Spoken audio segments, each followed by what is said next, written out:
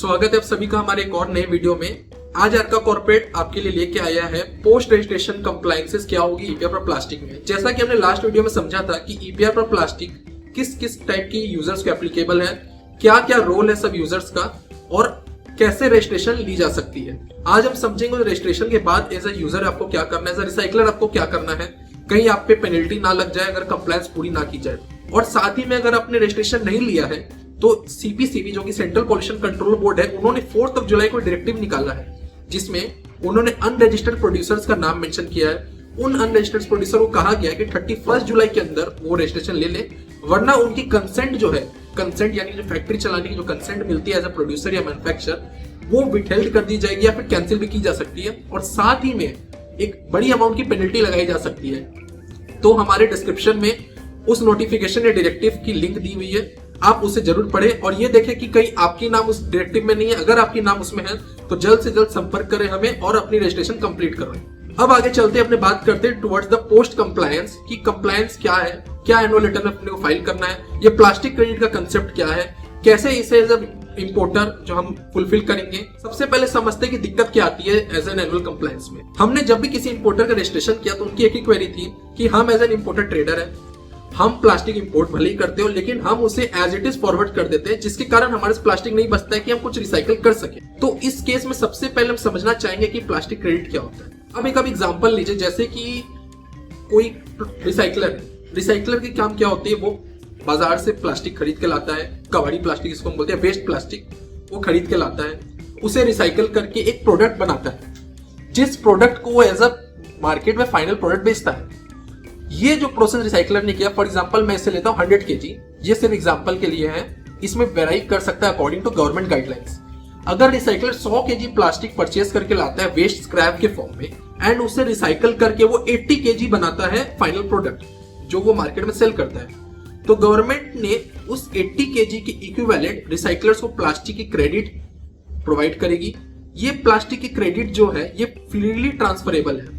Plastic credit recycler को इसलिए मिल रही है क्योंकि उसने एनवायरनमेंट से प्लास्टिक को हटाया है टू अ सर्टेन अमाउंट, और उसी सर्टेन अमाउंट के लिए रिसाइकलर को प्लास्टिक क्रेडिट मिलती है। अब इंपोर्टर क्या करेंगे, इंपोर्टर का काम क्या है, इंपोर्टर ने प्लास्टिक इंपोर्ट की, फॉर एग्जांपल से उनकी एक कंसाइनमेंट 100 केजी प्लास्टिक आई, वो 100 केजी प्लास्टिक वो मार्केट में सेल कर दिए। इंडिया में नई प्लास्टिक किसने लेके आई, इंपोर्टर ने, एंड उन्होंने मार्केट में रिलीज कर दी 100 केजी प्लास्टिक। सो गवर्नमेंट के हिसाब से फर्स्ट ईयर 35% था target on an average of 2 years, next year 50% हो गया है। तो मतलब अगर आपने 100 केजी प्लास्टिक इंपोर्ट की या प्रोड्यूस की है तो उसका आपको 50% जो कि अभी होता है 50 केजी, आपको रिसाइकलिंग क्रेडिट उसके लिए परचेज करने होंगे।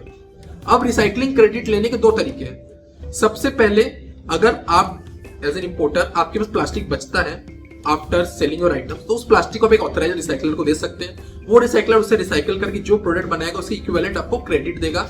लेकिन ध्यान रखिएगा इनवॉइस लेना जरूरी है, इनवॉइस के बिना ईपीआर क्रेडिट की कोई मान्यता नहीं है। नेक्स्ट आते हैं सेकंड मेथड में। सेकंड मेथड में क्या है, रिसाइकलर्स जिनके पास क्रेडिट्स बैलेंस में बचती है, इंपोर्टर्स या कोई और ब्रांड ओनर या प्रोड्यूसर जिनके खुद की रिसाइकलिंग यूनिट है एंड वो रिसाइकल करते हैं तो उनके पास रिसाइकलिंग क्रेडिट बचती है, आप उनसे डायरेक्टली परचेज कर सकते हो, परचेज करके अपनी एनुअल रिटर्न ऑफसेट कर सकते हो।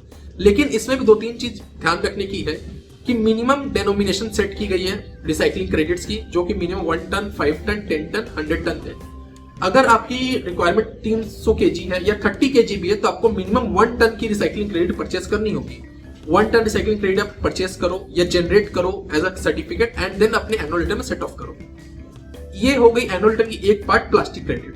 अब अपने दूसरे पार्ट में आते हैं जो कि annual return filing. Annual return filing में बेसिकली अपने को लास्ट फाइनेंशियल ईयर, जो कि अभी मैं देखूं तो 22-23 है, 22-23 के अपने को इंपोर्ट डेटा हो गई, परचेज डेटा हो गई, सेल्स डेटा हो गई, एज अ कंबाइंड अपने को एक रिपोर्ट फाइल करनी होती है। इसमें गवर्नमेंट की प्रोसेसिंग फीस है, गवर्नमेंट की प्रोसेसिंग फीस इसमें स्टैंडर्ड सेट है 25% ऑफ द रजिस्ट्रेशन फीस।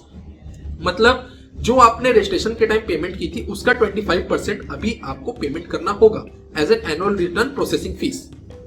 तो एनुअल रिटर्न में 2 पार्ट है, एक एनुअल रिटर्न, एक प्लास्टिक क्रेडिट। इसकी डेडलाइन एनुअल रिटर्न की नॉर्मली 30 जून 2023 तक थी, लेकिन इसे बढ़ाकर 31 अक्टूबर 2023 कर दी गई है। सो अगर आपने अपनी एनुअल रिटर्न की कंप्लायंस पूरी नहीं की है अभी तो इसे जल्दी करें, क्योंकि अगर आप इससे प्लास्टिक क्रेडिट जो आपकी टारगेट है उसे फुलफिल नहीं करते हैं तो आप पे एनवायरमेंटल कंपेंसेशन सेस लगाया जाएगा, जिसकी अमाउंट डिसाइड करेगी गवर्नमेंट या फिर अथॉरिटी जो कि सीपीसीबी है।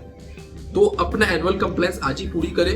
31 अक्टूबर 2023 इज द लास्ट डेट। सो इस वीडियो में हमने समझा कि एनुअल रिटर्न क्या होती है, प्लास्टिक क्रेडिट क्या होती है, उसकी कंप्लायंस की लास्ट डेट क्या है, गवर्नमेंट फीस कितनी है एंड नहीं करने से हमें पेनल्टी कितनी लगेगी।